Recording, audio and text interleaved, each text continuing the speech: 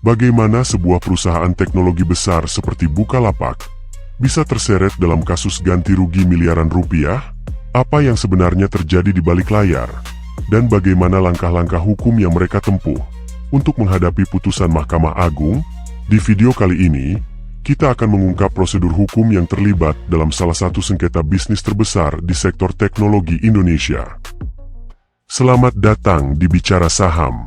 Saya Ale. Di channel ini, kita akan belajar bersama tentang berbagai berita, analisa, serta tips dan trik dari pasar modal yang mudah dipahami dan diterapkan dalam kehidupan sehari-hari.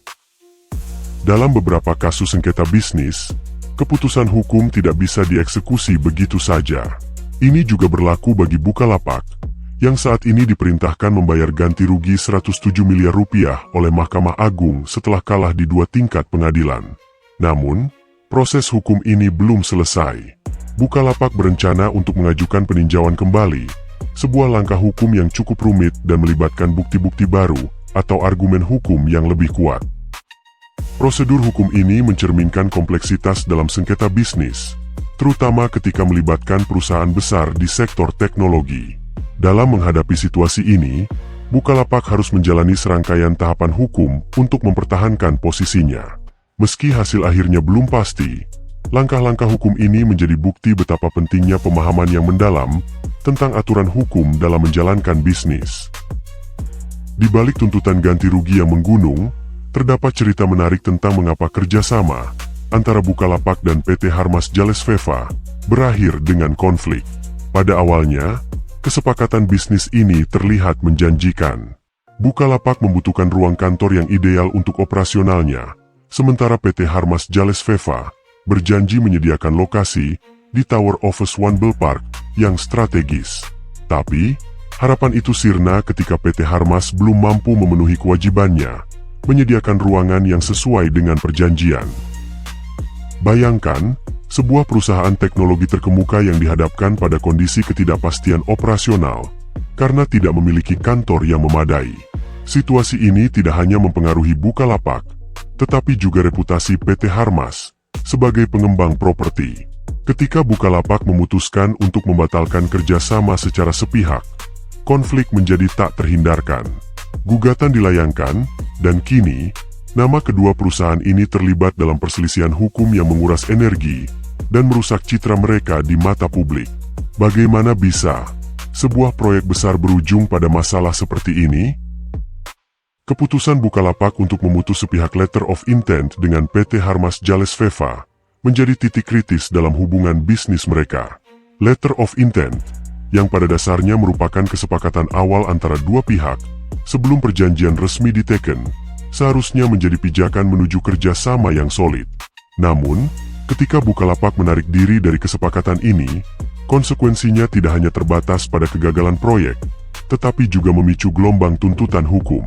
PT Harmas, yang merasa dirugikan, langsung mengajukan gugatan untuk menuntut ganti rugi sebesar 107 miliar rupiah, jumlah yang tidak bisa dianggap remeh.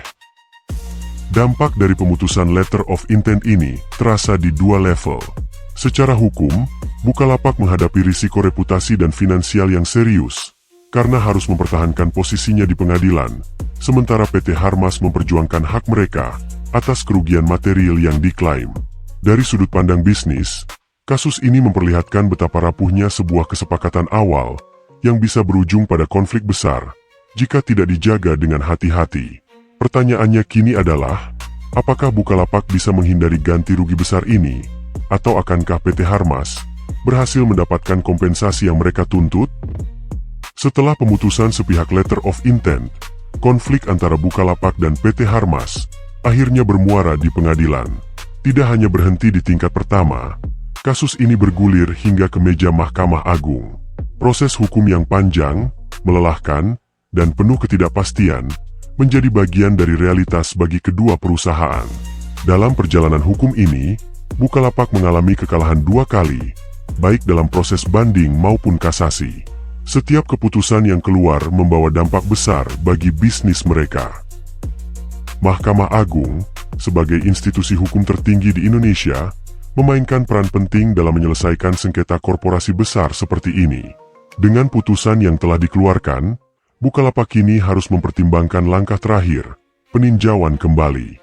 Apakah keputusan ini akan memberikan harapan bagi Bukalapak untuk membalikan situasi, atau justru memperkuat posisi PT Harmas sebagai pihak yang dirugikan?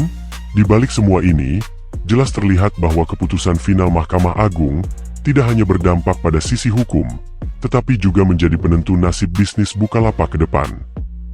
Kasus Bukalapak versus Harmas Jales Veva adalah pengingat penting bagi semua perusahaan tentang betapa krusialnya memahami dan mematuhi kewajiban kontraktual dalam setiap kerja sama bisnis.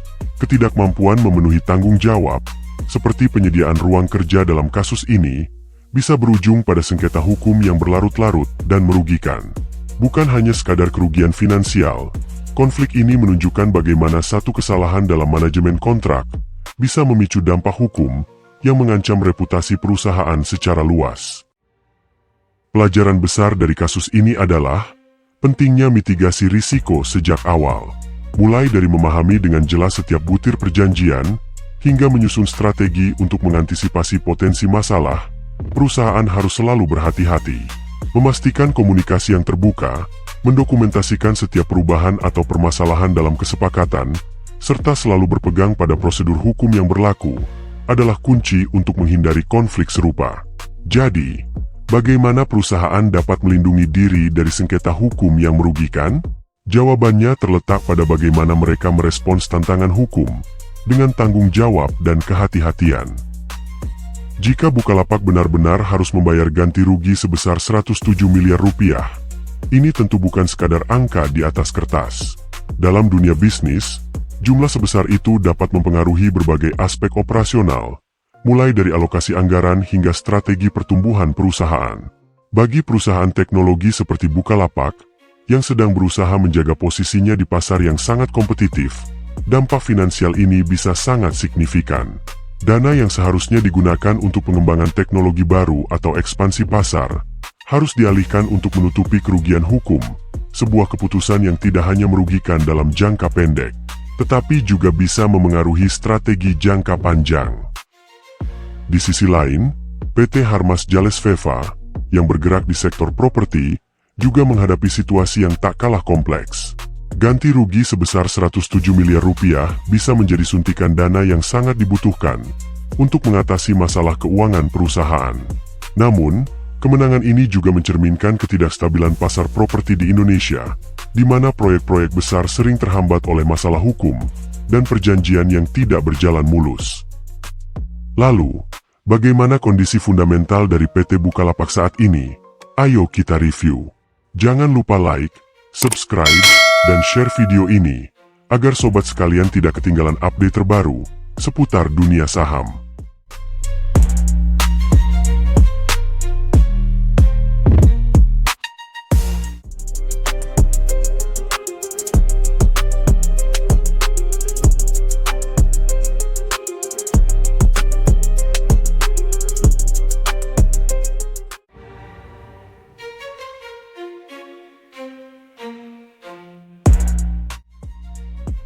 Menariknya, ketika kita berbicara tentang struktur kepemilikan Bukalapak, ada fakta penting yang mungkin luput dari perhatian.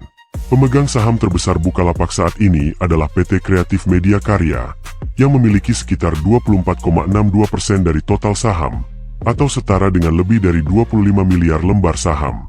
PT Kreatif Media Karya sendiri merupakan bagian dari grup MTech, konglomerasi besar di Indonesia yang memiliki berbagai investasi strategis, terutama di sektor media dan teknologi. Yang tidak kalah menarik adalah bahwa masyarakat memegang porsi terbesar dari saham Bukalapak, yaitu 50,51%, atau lebih dari 52 miliar lembar saham.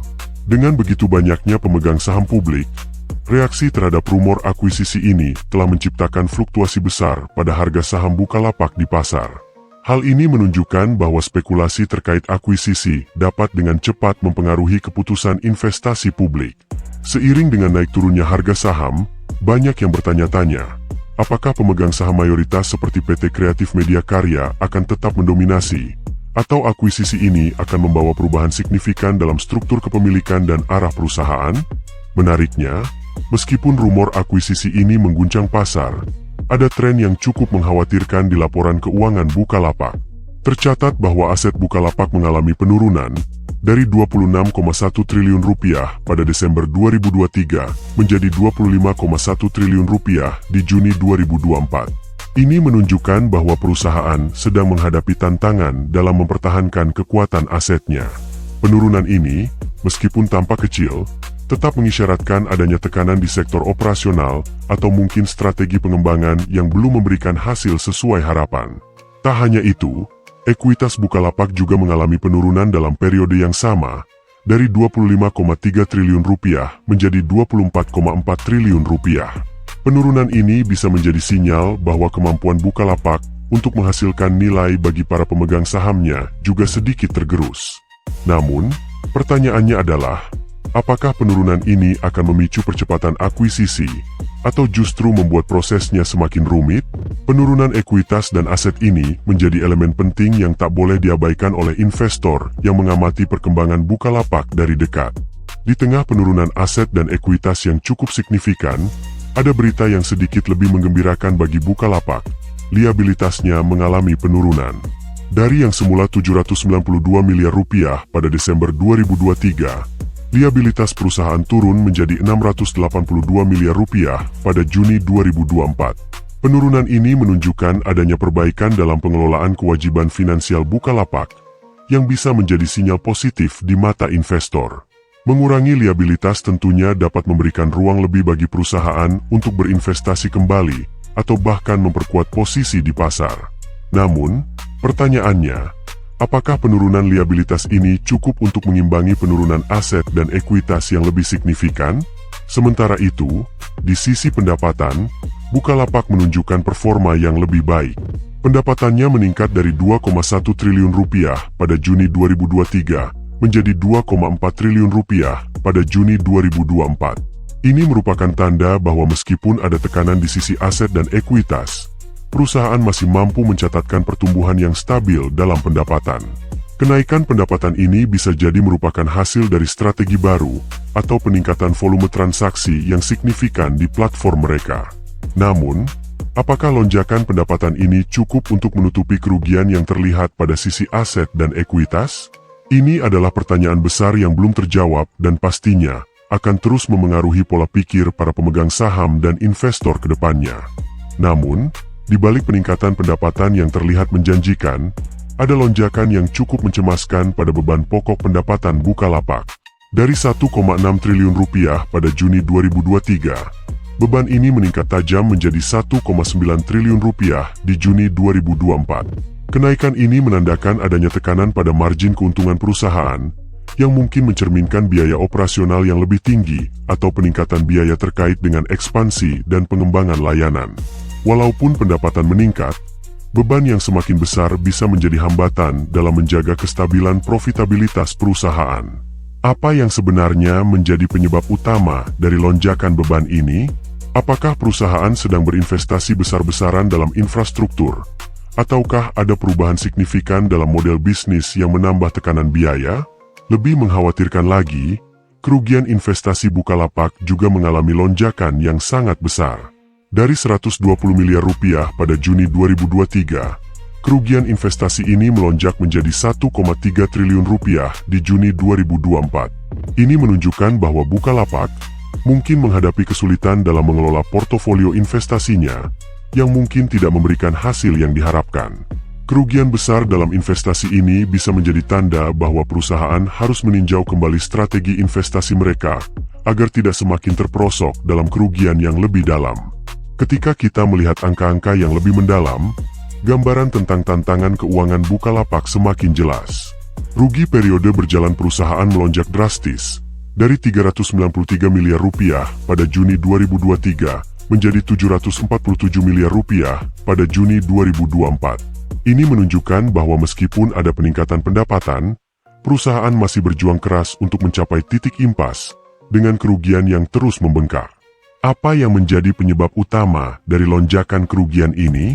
Apakah ini akibat biaya operasional yang lebih tinggi?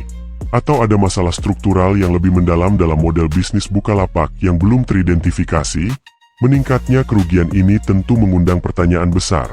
Apakah Bukalapak bisa kembali pulih? Yang lebih mencolok lagi adalah kerugian yang dialami oleh pemilik entitas induk Bukalapak, yang juga mengalami lonjakan signifikan. Dari 389 miliar rupiah pada Juni 2023, kerugian ini meningkat menjadi 751 miliar rupiah pada Juni 2024. Ini berarti bahwa bukan hanya perusahaan yang mengalami tekanan, tetapi juga para pemegang saham utama yang mulai merasakan dampak negatif dari performa finansial Bukalapak. Dengan kerugian yang terus meroket, dampak potensial bagi masa depan Bukalapak semakin sulit diprediksi. Mengintip lebih dalam pada rasio-rasio keuangan, kita melihat bahwa kinerja Bukalapak di kuartal terakhir menunjukkan angka yang cukup mengkhawatirkan. Return on equity tercatat minus 6,1% pada Juni 2024, yang berarti perusahaan tidak mampu menghasilkan keuntungan yang memadai dari modal yang diinvestasikan oleh para pemegang saham. Angka negatif ini menandakan bahwa perusahaan menghadapi kesulitan dalam mengelola sumber daya ekuitas mereka, memunculkan pertanyaan besar. Apakah Bukalapak masih mampu mempertahankan daya tarik bagi investor? Ataukah tren kerugian ini akan terus berlanjut?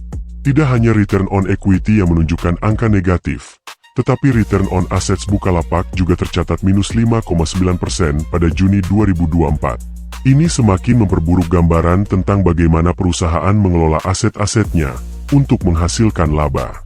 Dengan return on assets yang juga negatif, perusahaan tampaknya kesulitan memaksimalkan potensi dari aset yang dimilikinya. Apakah ini berarti perusahaan harus mencari cara untuk merestrukturisasi operasional dan asetnya? Inilah pertanyaan yang semakin mendalam dan semakin mempengaruhi bagaimana investor dan pihak-pihak terkait memandang masa depan Bukalapak. Angka-angka keuangan Bukalapak semakin memperlihatkan gambaran yang kompleks dan penuh tantangan.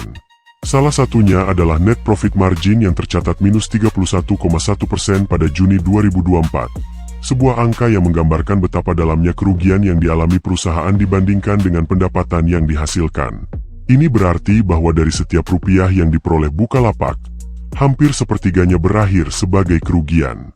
Ini adalah indikator yang sangat kuat bahwa meskipun pendapatan meningkat, perusahaan masih berjuang keras untuk mencapai profitabilitas yang berkelanjutan.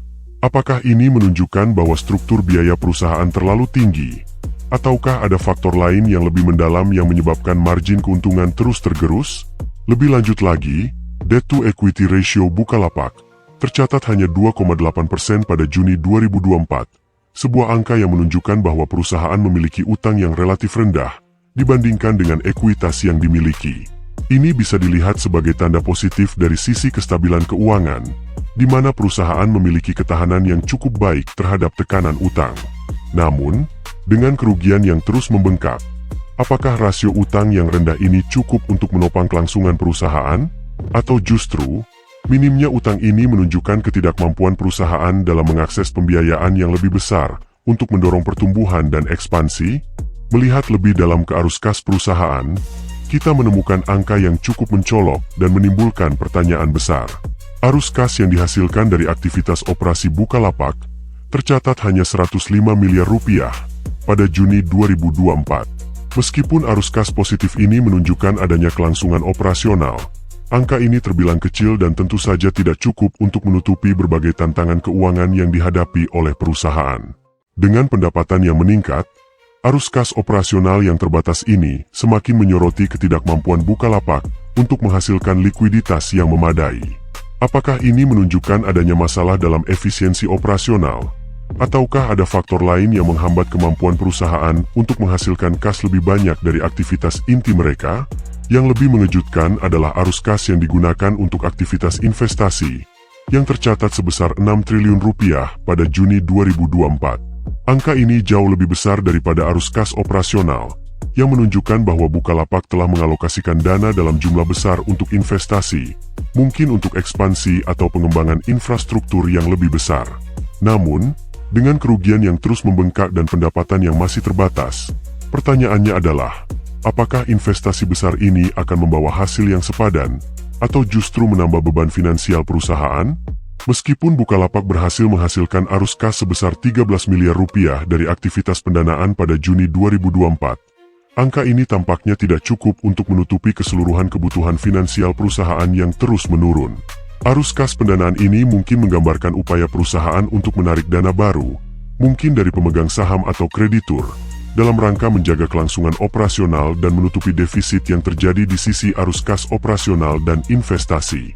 Namun, dengan angka yang terbilang kecil ini, pertanyaannya adalah apakah strategi pendanaan Bukalapak dapat bertahan dalam jangka panjang, ataukah perusahaan akan terus menghadapi tekanan besar untuk menarik lebih banyak dana demi menjaga likuiditasnya? Lebih mengejutkan lagi, Bukalapak tercatat mengalami penurunan arus kas sebesar 5,9 triliun rupiah pada Juni 2024. Penurunan drastis ini menunjukkan bahwa meskipun ada upaya untuk mengamankan pendanaan, perusahaan masih menghadapi tantangan besar dalam menstabilkan kondisi keuangannya. Arus kas yang tergerus begitu besar menciptakan pertanyaan penting. Apakah perusahaan akan mampu bertahan tanpa adanya suntikan dana yang lebih besar?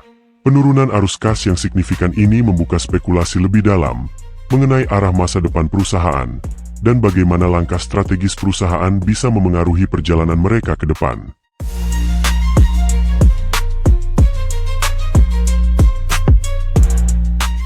Sobat, sampai di sini video kita kali ini. Bagaimana? Apakah kamu sudah mendapatkan insight yang bermanfaat? Jangan mudah menyerah, dan teruslah belajar. Jika sobat memiliki pertanyaan atau ingin request topik pembahasan selanjutnya, silahkan tinggalkan komentar di bawah. Jangan lupa like, share, dan subscribe channel ini untuk mendapatkan lebih banyak konten edukasi pasar modal yang bermanfaat. Terima kasih sudah menonton, dan sampai jumpa.